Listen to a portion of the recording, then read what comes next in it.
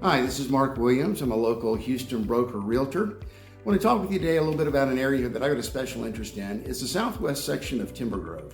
It's an inner loop property that not a lot of people know about. There's about 20 subdivisions, all of them built in the last 20 years with a lot of new construction going on right now.